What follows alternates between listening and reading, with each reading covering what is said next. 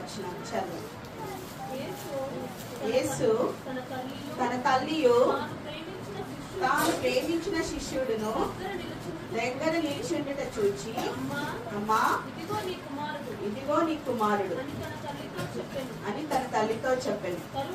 తరువాత శిష్యుని చూచి, ఇదిగో నీ తల్లి అని చెప్పాను. ఆ గడియ నుండి ఆ శిష్యుడు ఆమెను తన ఇంట చేర్చుకొని. సో ఇక్కడ మనం ఈ వాక్యం చదువుతుంటేనే చాలా మంది మనందరికి అర్థమైపోతుంది. ఇది ఒక బాధ్యతతో కూడిన వాక్యం, బాధ్యతతో కూడిన మాటలు. ఆయన పలికిన 3వ మాట కదా ఇది. సో ఇది ఒక బాధ్యత. ఒక బాధ్యత అనేది ఒక మనిషికి ఎప్పుడు ఉంటుంది. మనం మన కుటుంబం పట్లనే కానీ, మన ఉద్యోగం పట్లనే కానీ ఒక బాధ్యత అనేది ఎప్పుడు వ్యవహరిస్తాము? మనకి వాళ్ళ మీద ప్రేమ ఉన్నప్పుడు. అవునా? మన పిల్లలు ఉంటారు, ఇందాక చూసిన ఆయన వచ్చిన పాపని మీకు తెలుసు అన్ని చేస్తా ఉంది కదా. సో ఆ బాధ్యత అనేది ఎప్పుడు వస్తుంది? మనకి ఏదైనా మనం బాధ్యతగా నెరవేర్చాలి అని అంటే మనకి ప్రేమ ఉన్నప్పుడే ఆ బాధ్యత అనేది మనము చేస్తాం. అవునా? సో ఇక్కడ మనకి దేవుడు మనల్ని ఎంతగా ప్రేమిస్తే ఈ బాధ్యత చేస్తున్నాడు అన్నది చూద్దాం. మొట్టమొదటిగా ఇక్కడ మనము నిర్గమకాండము 20:12 వచనం చదువు. ఈ దేవుడైన యెహోవా నీకు అనుగ్రహించు దేశంలో నీవు దీర్ఘాయుష్మంతుడవగునట్లు నీ తండ్రిని నీ తల్లిని సన్మానించు. సో ఇక్కడ ఫస్ట్ మనకి బాధ్యత అనేది ఎక్కడి నుండి మొదలైంది? ఆజ్ఞలలోనే మొదలైంది కదా. సో ఫస్ట్ దేవుడు ఏం చెప్పిండు? దేవుడు ఒక్కడే. తర్వాత 2వ ఆజ్ఞ ఇమ్మీడియట్ ఏంటిది? నీవు దీర్ఘాయుష్మంతుడవగునట్లు నీ తండ్రిని నీ తల్లిని సన్మానించు. మామూలుగా ఇక్కడ మన ఇండియన్ ట్రెడిషన్ లో కూడా ఏమంటారు? మొదటి స్థానం ఎవరికి ఇస్తారు? తండ్రికి, దేవుడికి, తల్లిదండ్రులకి, తర్వాత గురువులకి, చెప్పే గురువుకి ఇస్తారు. సో అదే విధంగా ఇక్కడ కూడా మన దగ్గర కూడా మన బైబిల్లో కూడా ఏమన్నది? ఫస్ట్ స్థానం ఎవరికి ఇవ్వాలా? మనము దేవుడికి. తర్వాత ఇమ్మీడియట్ స్థానం తల్లిదండ్రులు, అంటే మన కుటుంబాన్ని. అర్థమైందా? మన ఎవరైతే కుటుంబాన్ని ప్రేమించలేడో వాడికి ఎవరిని కూడా ప్రేమించలేడు. మనం అనుకుంటాం జనరల్గా ఆడపిల్లలు ఇవాళ రేపు ఎట్లయిపోయారంటే, నా భర్త నన్ను మంచిగా ప్రేమిస్తాడు, మా అత్తని తిట్టినా సరే, మా ఆడపడుచులని తిట్టినా సరే నన్ను మాత్రం మంచిగా చూసుకుంటున్నాడు, ప్రేమిస్తాడు. కానీ అది తప్పు. అంటే పుట్టినప్పటి నుంచి, తల్లి గర్భంలో నుంచి బయటకు వచ్చినప్పటి నుంచి తల్లిదండ్రుల్ని లేదా చిన్నప్పటి నుంచి పెరిగిన అక్కజెల్లెళ్ళని ప్రేమించలేనోడు ఒక 20 ఏళ్ళ తర్వాత 25 ఏళ్ళ తర్వాత నేను చేసుకొని నేను ప్రేమిస్తాడంటే అది నిజమైన ప్రేమ అనుకుంటావాను? కాదు కదా. సో ఎవరైనా సరే తల్లిదండ్రులని, కుటుంబాన్ని ప్రేమించలేని వాడు ఎవరిని కూడా ప్రేమించలేడు. అలాంటి వ్యక్తులు ఉన్నారు.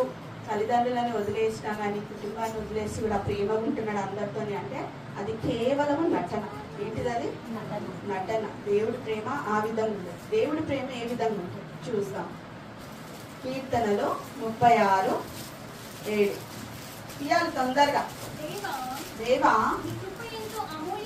నీ కృప ఎంతో అమూల్యమైనది, నరులు నీ రెక్కల నీడను ఆశ్రయించుచున్నారు కదా. ఆయన కృప ఎంత పెద్దదంటే ఆయన రెక్కల కింద మనం నరులందరం కూడా ఆశ్రయించగల గొప్ప కృప ఆయన కదా. ఏదన్నా అపాయం రాగానే కోడి పిల్లలు ఏం చేస్తారు? తల్లి రెక్కల కింద దాచుకుంటారు. తల్లి కూడా ఏం చేస్తారు? తొందరగా బాకాన్ని మొత్తం రెక్కలన్నీ తెరుస్తారు. తెరవగానే అవన్నీ వచ్చి లోపల ఉండిపోతాయి కదా. సో ఆ విధంగానే దేవుడు కూడా తన రెక్కలు ఎప్పుడు చాపి పెడతాడు అన్నట్టు మన కోసం. అంతటి ప్రేమమయుడు. అర్థమవుతుందా?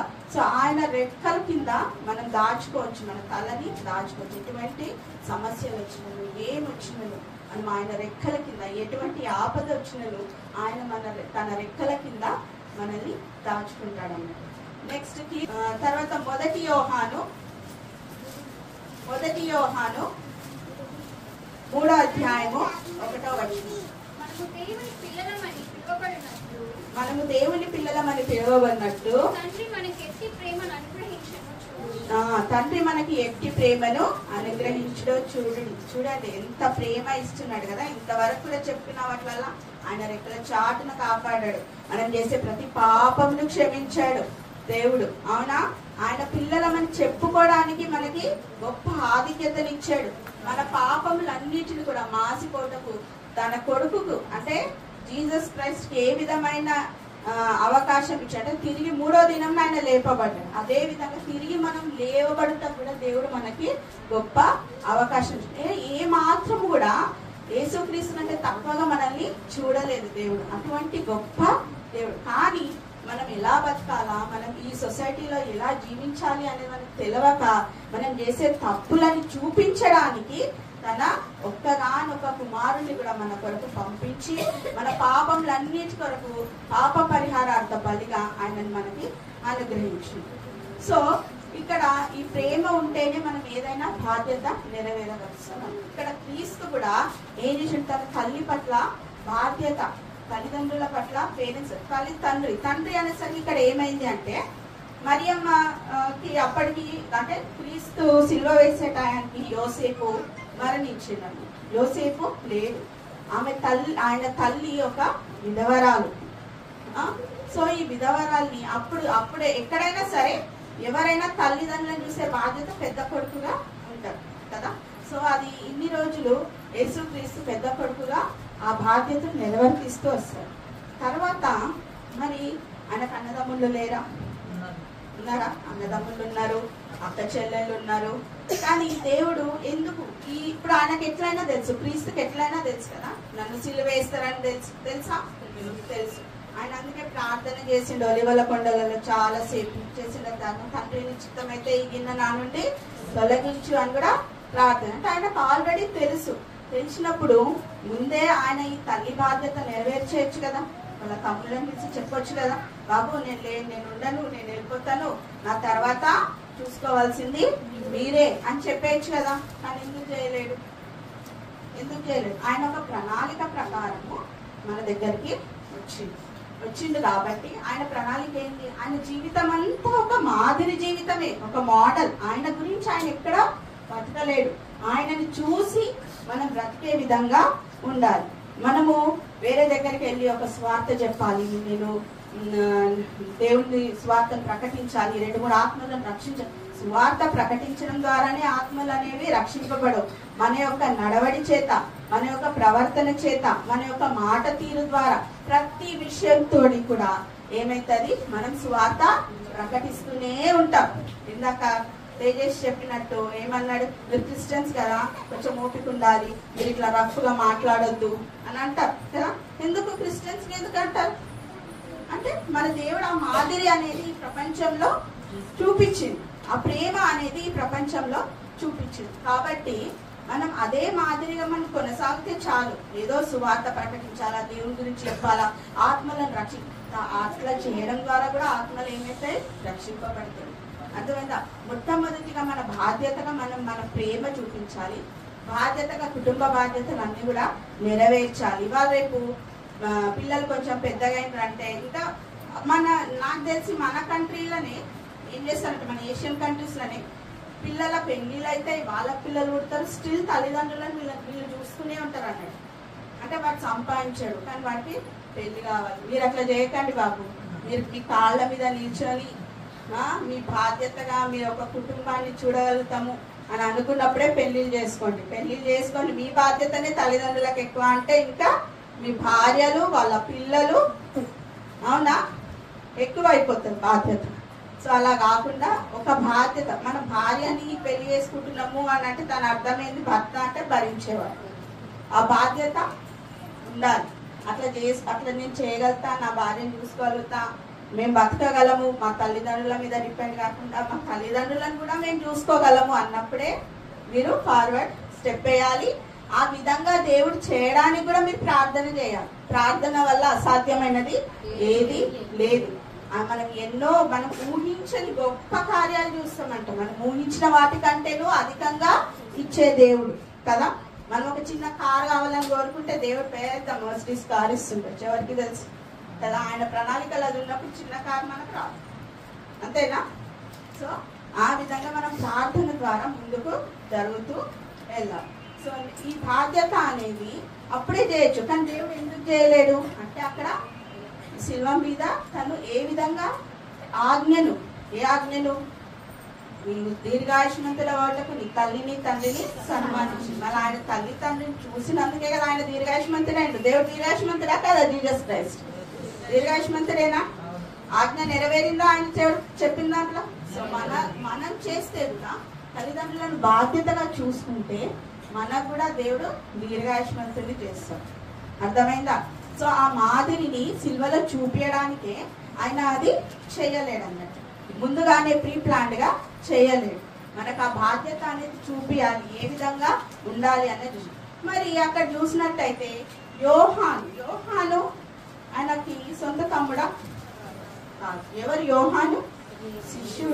శిష్యుడే కాదు, ఆయనకి తమ్ముడు కూడా అవుతాడు. ఎట్లా అంటే ఒక్కసారి మనం అక్కడ సిలువ దగ్గర సీన్ ఆలోచించుకున్నట్టయితే ఎవరెవరు ఉంటారు సిలువ దగ్గర? మగ్దలేని మరియా, తల్లి అయిన మరియా, ఆమె సహోదరి, తల్లి అయిన మరియా సహోదరి కూడా ఉంటది. ఆమె పేరు సలోమి. ఏం పేరు? సలోమి. తల్లి అయిన మరియా ఉంటది, మగ్దలేని మరియా ఉంటది, మళ్ళీ ఆమె సహోదరి ఉంటది, మళ్ళీ ఎవరు ఉంటారు? మళ్ళా యోహాను ఉంటాడు, దొంగలు ఉంటారు కదా, ఉంటారా? ఇరువైపులా దొంగలు ఉంటారు, రోమా సోల్జర్స్ ఉంటారు, అందరు సైనికులు, వీళ్ళందరూ ఉంటారు. ఆ సీన్ మనం చూసినట్టయితే అంత బాధలో, అంత నొప్పిలో కూడా దేవుడు కళ్ళెత్తి చూసినప్పుడు ఎవరు కనిపించినారు అక్కడ? తల్లి, ఆయన పక్కకే యోహాను కనిపించింది. అసలు మొత్తము ఎంతమంది శిష్యులు జీసస్ కి? 12 మంది శిష్యులు కదా. 12 మందిలో ఒక ఆయన అయితే ఏం చేసిండు? ఆల్రెడీ మోసపరిచిండు దేవుడు, ఇస్కారియోతు. ఇక మిగిలిన ఎంతమంది? 11 మంది. ఆ 11లో కూడా చూస్తే 10 మంది లేరు. నిన్నటి దినం మనకి ఏముంటుండే? చివరి భోజనం కదా, ప్రభరాత్రి చివరి భోజనం. అప్పుడు కూడా ఆ సమయంలో కూడా దేవుడు అంటాడు, నాతో చేయి ముంచివాడే నన్ను ఏం చేస్తారు? అప్పగిస్తారు. నేనా ప్రభా, నేనా ప్రభా అంటారు అందరు. అవునా? ఆఖరికి సరే యూదా కూడా ఏమంటాడు? నేనా ప్రభా. పేతురు అయితే అట్లాంటి టైం వస్తే మాత్రం నేను చనిపోయిందే నయం, నువ్వు అంటేనే. అప్పుడు ఏమంటాడు? కోడి కూయక ముందే 3 సార్లు, ఒక్కసారి కాదు 2 సార్లు, 2 సార్లు 3 సార్లు నన్ను ఎరగవు అని అంటావు అని. అంటే ఎవరైతే అతి వినయంగా ఉంటారో, నేను అట్లా చేయను ఎట్లా చేయను ఎట్లా అన్న వాళ్ళని అస్సలు నమ్మదు. అతి వినయం ధూర్త లక్షణం అని అంటారు కదా, తెలుసా మీకు ఆ సామెత?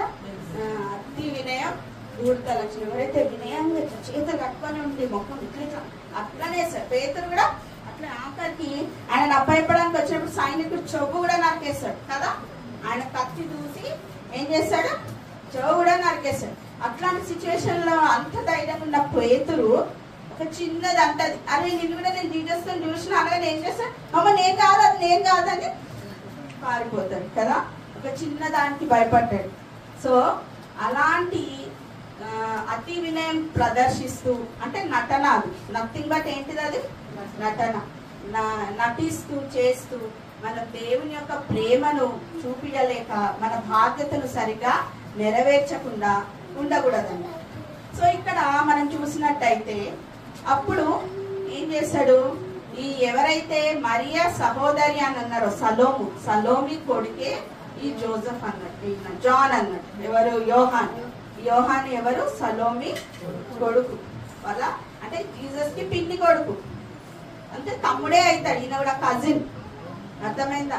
సో అక్కడ చూసినప్పుడు వాళ్ళ సొంత అన్నదమ్ములు కూడా లేరు, అక్కజనులు కూడా లేరు. ఎవరున్నారు? యోహాను, అంటే ఆయన ప్రియ శిష్యుడు. ఫస్ట్ నుంచి కూడా దేవునికి ఆయన చేసిన ప్రతి పరిచర్యలో కూడా ఆయనతో పాటు ఉన్నది ఎవరు అంటే యోహాను. ఎప్పటి వరకు? చివరి మట్టుకి కూడా యోహాను ఆయనతోనే ఉన్నాడు. సో అందుకే చూసి అప్పుడు అంటే మనం బాధ్యత ఏదైనా ఇచ్చినప్పుడు కూడా సరి అయిన వ్యక్తికి ఇవ్వాలి. సో ఆ జ్ఞానాన్ని కూడా దేవుడు మనకి ఇవ్వాలని మన ప్రార్థనలో పెట్టుకోవాలి.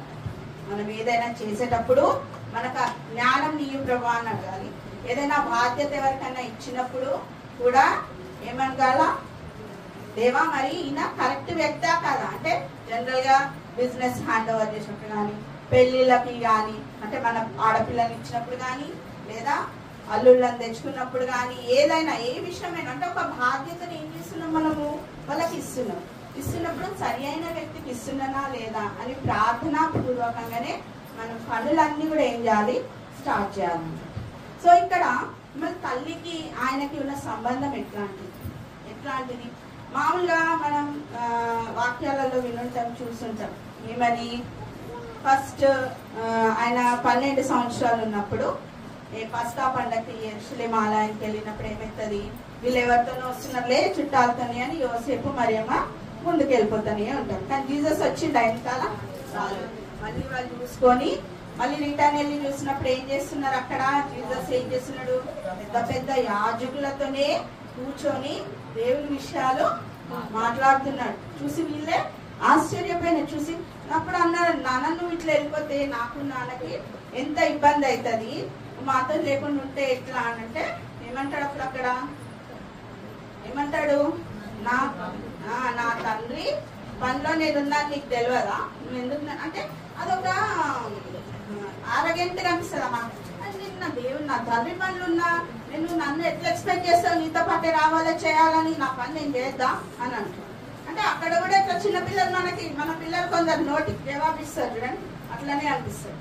మళ్ళా తర్వాత సిచ్యువేషన్ లో ఏంటిది, ఆయన కానాన్ పెళ్లి విందులో కూడా ఏమంటది వాళ్ళ అమ్మ, ఇట్లా అయిపోయింది ద్రాక్షరసం మీద, దానికి నేనేం చేయాలన్న టైం ఇంకా కూడా రాలే అంటారు. కానీ వాళ్ళ అమ్మ ఒప్పుకుంటుందా, మరి అమ్మ ఏం చేస్తుంది, బయటకు వచ్చి ఆయన చెప్పినట్టు చేయండి అని చెప్పి వెళ్ళిపోతుంది అంతే.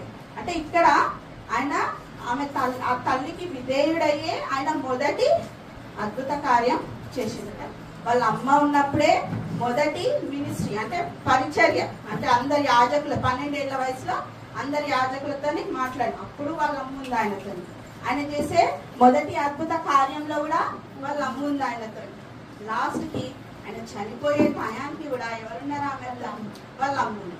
అంటే ఏ తల్లైనా పిల్లలకి అట్లానే ఉంటారు, అవునా. కానీ స్పెషల్ ఏంటిది, మేమైనా మా పిల్లలు అట్లాంటి స్థితిలో ఉంటే ఉంటాము అని అంటుండొచ్చు సిస్టర్స్ కదా. కానీ ఇక్కడ మరియమ్మ స్పెషాలిటీ ఏంది అంటే, ఆమె గర్భం ధరించేటప్పుడు ఆమెకి ఇంకా పెళ్ళైంది, అప్పటికి కాలే. దేవుడు ఏం చెప్పిండు, నువ్వు గర్భం ధరిస్తావు పరిశుద్ధాత్మ ద్వారా అని చెప్పిండు. మనం ఆ స్థితిలో ఉంటే మనమైతే ఒప్పుకుంటామా అప్పటి సమాజంలో? ఇప్పటికైనా అంతే, పెళ్లి కాకుండా ఎవరైనా కడుతుంటే ఒప్పుకుంటారు? ఎవరైనా ఒప్పుకోరు. ఇప్పుడే ఒప్పుకుంటలేరు, ఇంత టెక్నాలజీ పెరిగింది, లివ్ ఇన్ రిలేషన్షిప్స్ అయినాయి, లవ్ మ్యారేజెస్ అవుతున్నాయి. ఇట్లాంటి టైంలోనే ఒప్పుకోనప్పుడు ఆ కాలంలో ఒప్పుకుంటారా? సమాజం ఒప్పుకుంటారా? కానీ ఆమె ఏం చేసింది, దేవుడి కోసం తన శరీరాన్ని, తన క్యారెక్టర్ని ఏం చేసింది, ఇచ్చేసింది. అంత గొప్ప మర్యాదలు, అర్థమైందా? సో అలా మనం చేయలేమేమో. సో ఇట్లాంటి బాండింగ్ అంటే ఆమె కడుపులో ఉన్న రాకముందు నుంచే వాళ్ళకి ఆ యొక్క బాండింగ్ ఉందన్నట్టు, ఆ యొక్క క్లోజ్నెస్ ఉంది. ఆ తల్లిదండ్రులు, ఆ తల్లికి కొడుకున్న సంబంధము ఆ విధంగా అప్పటి నుంచే ఉంది. సో ఇక్కడ మనం చూసినట్టయితే అప్పటికి ఆమెకి ఏమని చెప్తారు, తల్లికి జకర్యా ఎలిజబెత్ మనం కలవడానికి పోయినప్పుడు అక్కడ సిమియోను ప్రవక్త ఏమంటే, సిమియోన్ ప్రవక్తని ఆయన పరిశుద్ధాత్మ వశుడై ఏమని చెప్తాడు మరియమ్మకి, నీ హృదయంలో ఒక ఖడ్గము దూసుకొని పోతుంది అని చెప్తున్నాడు. అంటే అంతే, ఒక తల్లికి తన కళ్ళ ఎదుటనే ఒక బిడ్డ హింసించబడి చావడం అంతకన్నా ఇంకేదన్నా ఉంటుందా చెప్పండి. మన పిల్లలు హాస్పిటల్ ఉంటేనే మనకి ఎంత బాధ అవుతుంటది. వాళ్ళకి జ్వరం వస్తుంది, వాళ్ళు రేపు తల్లిదండ్రులు అయితే పిల్లలకి జ్వరం వస్తున్నాయి, అలా తల్లి ఏడుస్తూనే ఉంటుంది. ఎందుకు ఏడుస్తున్నాడు, జ్వరం వచ్చింది పాపం ఏమోవాడు అని మాటలు వింటున్నాం మనం ఇవాళ రేపు కదా. సో అట్లాంటిది ఒక ఖడ్గం చూసుకోబోతుందని అప్పుడే ఆత్మవర్షుడే సిమియోను ప్రవక్త దేవుని గురించి చెప్పిండన్నమాట. సో ఇది మొత్తం కూడా మనకి దేవుడు తన యొక్క బాధ్యతను చూపించడానికే ఈ మాట చెప్పింది. సరే, ఆయన తల్లికి ఒక కుమారుని అనుగ్రహించాడు. ఉంచిండు. యోహాను కూడా తల్లిని ఇదిగో నీ తల్లి అన్నాక ఆ క్షణమే ఏమని ఉంటది, ఆ క్షణమే యోహాను కూడా ఏం చేసిండు, ఆ తల్లిని ఆయన కుటుంబంలో చేర్చుకున్నాడు. యోహాను తల్లి అయిన మరియా చనిపోయే వరకు కూడా చివరి మట్టుకు కూడా ఆ తల్లికి సేవ చేసుకుంటూనే ఆయన ఉన్నాడని చరిత్ర మనకి చెప్తుంది. బైబిల్లో లేదు కానీ చరిత్రలో మాత్రం ఇదే ఉంది. ఏమని, ఆమె మరియమ్మ చనిపోయే మట్టుకు కూడా ఆయన బాధ్యతను అంటే దేవుడు చెప్పిన మాటను ఖచ్చితంగా విని ఏం చేసింది, ఆయన ముందుకు సాగింది అన్నట్టు. ఆయన విశ్వాసంతో నమ్మకంతో నమ్మకమైన వాడు కాబట్టే దేవుడు ఆయనకు ఆ బాధ్యత ఇచ్చిండు. ఆ బాధ్యతను చివరి మట్టు కూడా ఆయన చేస్తూ కొనసాగించుకుంటూ ముందుకు సాగిపోయినాడు. సో ఇప్పుడు ఇదంతా చూసి జనరల్ గా అందరు ఇదే చెప్తారు, ఏమని తల్లి బాధ్యత చూడాలా, తండ్రిని చూడాలా, అది. మరి అన్నిటికీ దేవుడు చెప్పిన ప్రతి మాటకి కూడా ఒక ఆత్మీయ అర్థం ఉంటుంది, ఒక లోక అర్థం ఉంటుంది. ఇప్పటిదాకా మనము లోక అర్థాన్ని చూసుకున్నాం. మరి దేవుడు చెప్పిన ఆత్మీయ అర్థం ఏంటిది? ఇక్కడ ఏం చెప్పిండు? ఆత్మీయ ప్రారంభంగా అంటే స్పిరిచువల్ గా మనం ఏ విధంగా ఉండాలి. ఇక్కడ తల్లి అయిన మరియని మనం మన సంఘానికి గనక పోల్చుకున్నట్లయితే మన సంఘం యొక్క బాధ్యత మనకున్న ఈ సంఘ సభ్యులకే దేవుడు అప్పచెప్పిండు అన్నట్టు. అమ్మా ఇదిగో నీ కుమారుడు, ఇదిగో నీ తల్లి. అంటే ఈ తల్లి సంఘమైన మన సంఘ బాధ్యత అంతా కూడా ఎవరి చేతిలో ఉంది? మన చేతిలోనే ఉంది, మన బాధ్యతనే ఉంది. ఇక్కడ మనం చూసినట్టయితే 1 కొరింథీ 12వ అధ్యాయము 28 నుంచి 31. మరియు దేవుని సంఘములో మొదట కొందరిని అపోస్తలులు గాను, పిమ్మట కొందరిని ప్రవక్తలు గాను, పిమ్మట కొందరిని బోధకులు గాను, అటు పిమ్మట కొందరిని అద్భుతములు చేయువారిని గాను, తర్వాత కొందరిని స్వస్థపరచు వరములు కలిగిన వారు గాను, కొందరిని ఉపకారములు చేయువారిని గాను, కొందరిని ప్రభుత్వములు చేయువారిని గాను, కొందరిని నానా భాషలు మాట్లాడు వారిగాను నియమించారు కదా. దేవుడు ఏం చేసిన సంఘంలో వీళ్ళందరూ ఉన్నటువంటి సంఘంలో ఉన్నారా లేదా? వీళ్ళందరూ పాస్టర్ గా చేయాలి, పాస్టర్ లాగా ఉండాలి, భాషలు మాట్లాడే వాళ్ళు ఉన్నారు, మళ్ళీ కొందరిని ఉపకారం చేయవారిలాగా, కొందరిని ప్రభుత్వం చేయవారిలాగా. అంటే ఒక్కొక్కరికి ఒక్కొక్క బాధ్యత అనేది సంఘంలో ప్రతి ఒక్కరికి దేవుడు ఇచ్చినప్పుడు అంటే యాజ్ ఎ యూత్ గా మీ బాధ్యత ఏంటి మీరు నెరవేర్చాలి. స్త్రీల సంఘంలో స్త్రీలుగా మీ బాధ్యత ఏందో నెరవేర్చాలి. పాస్టర్ బాధ్యత ఏందో నెరవేర్చాలి. పాస్టర్ అమ్మగా ఆమె బాధ్యత ఏందో వాళ్ళు. అంటే ప్రతి ఒక్కరు కూడా బాధ్యత కలిగి విశ్వాసంతో మనం ముందుకు పోయినప్పుడే దేవుడు ఏం చేస్తున్నాడు అంటే మన సంఘాన్ని ఆయన వచ్చే 2వ రాకడ టైంకి ఎత్తుకుంటాడు. అర్థమైందా? సో ప్రకటనలలో కూడా ఇందాక మనం చూసినప్పుడు ఆత్మ 7 సంఘాలు ఉన్నాయి కదా ప్రకటనలలో. ఆ 7 సంఘాలలో కూడా ప్రతి సంఘానికి దేవుడు చెప్పినప్పుడు చివరిగా ఒక మాట అంటాడు. ఏమని చెప్తాడు? ఆత్మ చెప్పుచున్న మాట చెవిగలవాడు. సో ఈ ఆత్మ ఎవరో కాదు, ఎవరు? దేవుడు. ఇదిగో నీ తల్లి అని మనకు బాధ్యత ఇస్తుంది కదా. ఈ బాధ్యతని మనం కూడా చెవిగలవారు. మనకు చెవులు ఉన్నాయా లేవా? ఉన్నాయి కదా. ఒకటా రెండా? రెండు ఇచ్చినప్పుడు మనం ఇది మాట డబుల్ టైం వినాలి. అర్థమైందా? అంటే ఇంకెక్కువగా విని మన బాధ్యతని సంఘం పట్ల మంచిగా నెరవేర్చాలి. మీరు కూడా మీ సంఘాన్ని మీ బాధ్యతతో నడిపిస్తారని కోరుకుంటూ నా ఈ చిన్న వాక్యాన్ని ముగిస్తుంది. అద్భుతమైనటువంటి మరి ప్రసంగించినటువంటి టీచర్ అమ్మ గారికి వందనాలు. హల్లెలూయా.